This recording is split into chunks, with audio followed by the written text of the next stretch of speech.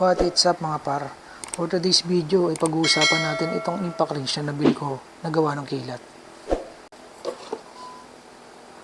So ayun mga par no, ito pala yung laman ng impact wrench na nabili natin sa Orange Shop. Ito yung impact wrench na unit, isang battery, isang 22mm socket at isang charger. So ito nga pala mga par is nagkakahalaga ng 1,498 pesos. So itong set na to is ito lang yung mga kasama niya sa halagang 1,498 pesos. Pero depende yun sa mabibili niyo mga par. Meron silang 1,899 pesos pero may isang set na sila na socket. So ako kasi is meron akong socket range. So ito kasi is 1/2 drive. So swak dito yung mga socket ko. So kaya hindi na ako bumili ng mga isang set. Natigo 1,899. So okay na sa akin yan. So, ang kagandahan din dito mga par is brushless na siya. And then, idagdag mo pa dito yung pagiging 2-in-1 interface niya. So, itong 2-in-1 interface, kung makikita nyo, is ito yung pwede siya dun sa socket range.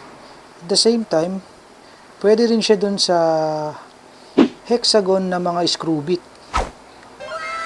So, yun mga par, try natin ikabit yung battery. Sa pagkabit ng battery, mga par, makikita nyo naman, mayroon naman siyang pattern. I-slide nyo lang siya. So, pag ganyan, then lock. Sa pagtanggal naman, mga par, pipindutin nyo lang to. Okay. At dito mga par, kung mapapansin nyo, mayroon yung indicator. Na kung saan, dito mo makikita kung ilang percent or ilang bar na lang yung battery niya. Dagdag nyo pa dito mga par. Dito sa may bandang kaliwa, meron din yung light indicator na kung saan dito naka-indicate yung low torque and high torque. Pag pinindot ko itong red button, lilipat yung ilaw dun sa taas. So, yan yung high torque. So, pag pinindot ko naman ulit itong red button, pababa ulit siya. Dun yung low torque. At pagdating naman dito mga para sa may bandang trigger, meron yan dito black na selector. Kung saan, diyan yung ma-identify kapag pa-reverse yung ikot niya.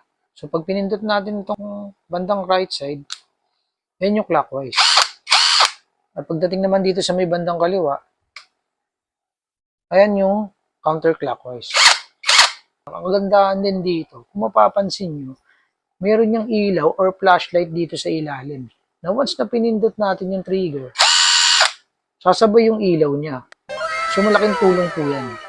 So, pagdating naman sa pag-charge ng baterya mga par, kung mapapansin nyo, dito sa may bandang likod, meron yung butas dito. Yan yung butas na yan, yun yung pinaka-charging port niya. So, gamit tong adapter na kasama niya dun sa package, isaksak nyo lang yun sa may bandang likod.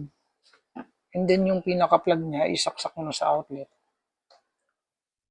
So, yung pinaka-charger niya is meron yan light indicator. Yung light indicator na red na yan is once na full charge siya is mag-automatic magpapalit sa green. Mas madali nyo ma-identify kung full charge na siya para maiwasan natin yung overcharge. So, ayun mga par. Dito na tayo sa ating unit. So, susubukan na natin tong impact wrench. Try natin baklasin yung nut dun sa may front mags. Subukan na natin. So, gamit tong 19mm na socket, try natin gamitin tong kilat na impact wrench.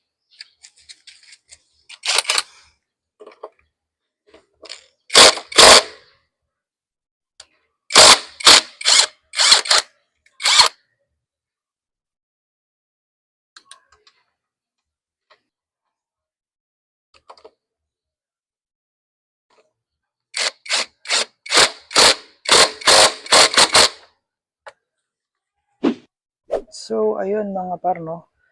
Tapos na nating matry yung impact wrench ng kilat sa ating unit. So, kung maganda naman, sana magtagal. And then, payo ko lang mga par, no? Bumili na rin kayo ng gantong impact wrench kasi laking tulong to, lalo na sa mga nag-DIY na katulad ko. Especially sa mga scooter natin na madalas sa nag-maintenance ng CVT or yung paggilid natin. Mas mapapabilis yung trabaho nyo or yung paglilinis, lalo na kung may mga ganito kayong klaseng tools. Kaysa gumamit kayo ng mga wire tool o yung mga tools na manual lang binabaklas yung panggilid. So, yun lang. Ride safe.